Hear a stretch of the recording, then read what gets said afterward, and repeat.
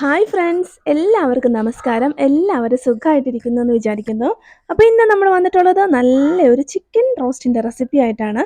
വളരെ ടേസ്റ്റി ആയിട്ടും സിമ്പിളായിട്ടും ഉണ്ടാക്കിയെടുക്കാൻ പറ്റുന്ന നല്ലൊരു റെസിപ്പിയാണ്. നമ്മളുടെ വീട്ടിൽ പെട്ടെന്ന് എന്തെങ്കിലും ഫംഗ്ഷനൊക്കെ വരുവാണെങ്കിലും സിമ്പിളായിട്ട് ഉണ്ടാക്കിയെടുക്കാൻ പറ്റുന്ന നല്ലൊരു വെറൈറ്റി ചിക്കൻ റോസ്റ്റാണ്.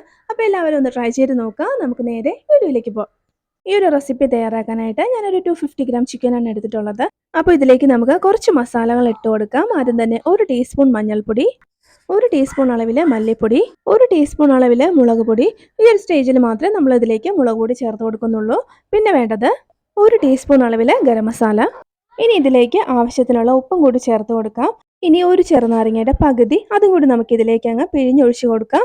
ചെറുനാരങ്ങയ്ക്ക് പകരം 1 ടേബിൾ സ്പൂൺ അളവിൽ കട്ട തൈരാണെങ്കിലും എടുത്താൽ മതി. ഇനി ഇത് ജസ്റ്റ് ഒന്ന് മിക്സ് ചെയ്ത് കൊടുക്കാം. ഇതിനോടൊപ്പം തന്നെ നമുക്ക് ഇതിലേക്ക് 1 ടീസ്പൂൺ നിറയെ ഇഞ്ചി വെളുത്തുള്ളി പേസ്റ്റും കൂടി ചേർത്ത് കൊടുക്കാം.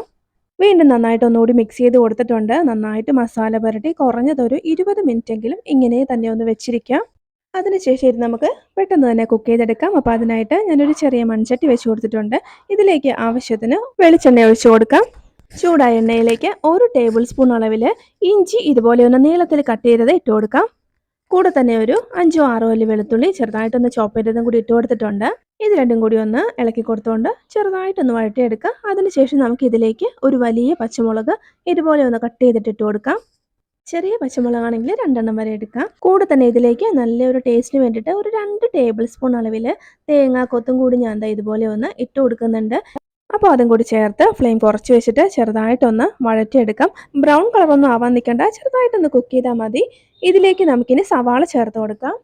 ഞാനൊരു 2 വലിയ സവാള ഇതുപോലെ ഒന്ന് കട്ട് ചെയ്തിട്ട് എടുത്തിട്ടുണ്ട്. അപ്പോൾ ഇത് നമുക്കിങ്ങനെ അങ്ങ് ചേർത്ത് കൊടുക്കാം. സവാള പെട്ടെന്നൊന്ന് വഴണ്ട് കിട്ടാൻ വേണ്ടിയിട്ട് ഒരല്പം ഉപ്പും കൂടി ചേർത്ത് നമുക്കൊന്ന് ഇളക്കി കൊടുക്കാം. അപ്പോൾ ഫ്ലെയിം കുറച്ച് വെച്ചിട്ട് സവാള നല്ല ബ്രൗൺ കളർ ആവുന്നത് വരെ നമുക്കൊന്ന് വഴറ്റിയെടുക്കണം. അപ്പോൾ ഇത് വഴണ്ട് വരുന്ന ടൈം കൊണ്ട് നമുക്ക് ഇതിലേക്ക് വേണ്ടുന്ന സ്പെഷ്യൽ മസാലക്കൂട്ടുകളെല്ലാം ഒന്ന് ചൂടാക്കിയിട്ടെടുക്കാം. അപ്പോൾ അതിനായിട്ട് ഒരു ചെറിയ ചട്ടിയിലേക്ക് 1 ടീസ്പൂൺ അളവിൽ പെരുംജീരകം ചേർത്ത് കൊടുക്കാം. 1/2 ടീസ്പൂൺ അളവിൽ നല്ല ജീരകം ചേർത്ത് കൊടുക്കാം. 1 ടേബിൾ സ്പൂൺ നിറയെ മുഴുവൻ മല്ലി ചേർത്ത് കൊടുക്കാം. 1 ടേബിൾ സ്പൂൺ നിറയെ കുരുമുളക് ചേർത്ത് കൊടുക്കാം. 2 ഏലക്ക ചേർത്ത് കൊടുക്കാം. 2 ചെറിയ കഷ്ണം പട്ട, 2 ടീസ്പൂൺ നിറയെ ചില്ലി ഫ്ലേക്സ് കൂടി ചേർത്ത് കൊടുക്കാം. ഇതിന് പകരം മറ്റൽമുളക് 2-3 ആണെങ്കിലും എടുത്താൽ മതി. ഇനി ഇതെല്ലാം കൂടി നമുക്ക് ഫ്ലെയിം ഒന്ന് കുറച്ച് വെച്ചിട്ട് ചെറുതായിട്ട് ചൂടാക്കി എടുക്കാം. അത്യാവശ്യം നന്നായിട്ടൊന്ന് പൊടിഞ്ഞ് കിട്ടാൻ പാകത്തിന് മാത്രം ചൂടാക്കിയാൽ മതി. അതിനുശേഷം ഫ്ലെയിം ഓഫ് ചെയ്ത് ഒന്ന് ആറാനായിട്ട് വെക്കാം.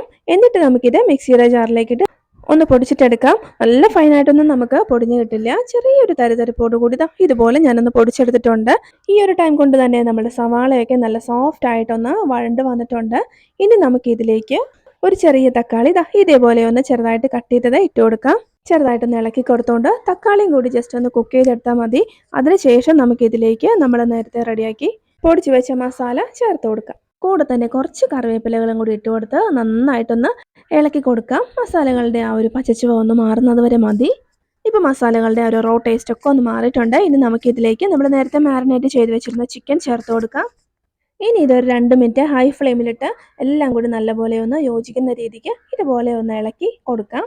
ഇതിലേക്ക് വേണ്ടിയിട്ട് നമ്മൾ ചിക്കൻ വറുത്തൊന്നും അല്ല ചേർക്കുന്നത്. ഈ രീതിയിൽ തന്നെ നമുക്ക് നല്ല ടേസ്റ്റി ആയിട്ട് ഉണ്ടാക്കിയെടുക്കാവുന്നതേ ഉള്ളൂ. നന്നായിട്ട് ഇതുപോലെ ഒന്ന് ഇളക്കി യോജിപ്പിച്ച് കഴിഞ്ഞാൽ നമുക്കിതിലേക്ക് ഒരു 2 ടീസ്പൂൺ അളവിൽ സോയാ സോസ് കൂടി ചേർത്ത് കൊടുക്കാം. ശേഷം ഒന്നുകൂടി നന്നായിട്ടൊന്ന് ഇളക്കി കൊടുക്കാം. എന്നിട്ട് നമുക്കിത് ഫ്ലെയിം കുറച്ച് വെച്ചിട്ട് അടച്ച് വെച്ചിട്ട് ഒന്ന് കുക്ക് ചെയ്തെടുക്കാം. നമ്മളിതിലേക്ക് വെള്ളമൊന്നും ചേർത്ത് കൊടുക്കുന്നില്ല. വെള്ളം ഒഴിക്കാതെ തന്നെ ആവശ്യത്തിനുള്ള വെള്ളം ഇതിൽ നിന്ന് തന്നെ ഇറങ്ങിക്കോളും. പിന്നെ നമ്മളിത് റോസ്റ്റ് പരുവത്തിൽ എടുക്കുന്നത്, അതുകൊണ്ട് തന്നെ വെള്ളം ഒഴിക്കേണ്ട ആവശ്യമൊന്നുമില്ല. കണ്ടില്ലേ, ആവശ്യത്തിനുള്ള വെള്ളം ചിക്കനിൽ നിന്ന് തന്നെ വന്നിട്ടുണ്ട്. ഇടയ്ക്ക് നമ്മൾ ഇതുപോലെ ഒന്ന് തുറന്ന് നോക്കി ഇളക്കി കൊടുക്കണം, അല്ലെങ്കിൽ അടിക്ക് പിടിക്കും. എരിവും ഉപ്പും ഒക്കെ നല്ല കറക്റ്റാണ്. കുറച്ചധികം സ്പൈസി ആയിട്ട് നിൽക്കണമെന്നുണ്ടെങ്കിൽ ഒരല്പം കുരുമുളക് പൊടി ഇതിലേക്ക് ചേർത്ത് കൊടുത്താൽ മതി. ചിക്കൻ അങ്ങനെ ലോ ഫ്ലെയിമിൽ വെച്ചിട്ട് നന്നായിട്ടൊന്ന് കുക്കായി വന്നിട്ടുണ്ട്. ഒരു വെള്ളമൊക്കെ ഒന്ന് വറ്റി കറക്റ്റ് ഒരു റോസ്റ്റ് പരുവത്തിൽ വന്നിട്ടുണ്ട്. അപ്പം നമുക്കിനി ഫ്ലെയിം ഓഫ് ചെയ്തേക്കാം. നല്ല ടേസ്റ്റി ആയിട്ടുള്ള വെറൈറ്റി ചിക്കൻ റോസ്റ്റ് ഇത് അവിടെ റെഡി ആയിട്ടുണ്ട്. ആ ഒരു സിമ്പിൾ ആയിട്ടുള്ള സ്പെഷ്യൽ മസാലയുടെ നല്ല സ്മെല്ലൊക്കെയുള്ള നല്ല അടിപൊളി ഒരു ചിക്കൻ റോസ്റ്റ് ആണ്. ആർക്ക് വേണമെങ്കിലും എളുപ്പത്തിൽ ഉണ്ടാക്കിയെടുക്കാം. ഗാർണിഷിങ്ങിനായിട്ട് കുറച്ച് മല്ലിയിലകളാണ് ഞാൻ കട്ട് ചെയ്തിട്ടുള്ളത്. ചോറിനും ചപ്പാത്തിക്കും അപ്പത്തിനും ഇടിയപ്പത്തിനും ഒക്കെ നല്ല സൂപ്പർ കോമ്പിനേഷനാണ്. എല്ലാവരും ഒന്ന് ട്രൈ ചെയ്ത് നോക്കണം. വീഡിയോ ഇഷ്ടപ്പെട്ടാലൊന്ന് ലൈക്ക് ചെയ്യാനും നമ്മുടെ ചാനലൊന്ന് സബ്സ്ക്രൈബ് ചെയ്ത് സപ്പോർട്ട് ചെയ്യാനും മറക്കരുത്. അപ്പോൾ നമുക്ക് മറ്റൊരു നല്ല റെസിപ്പിയുമായി വീണ്ടും കാണാം.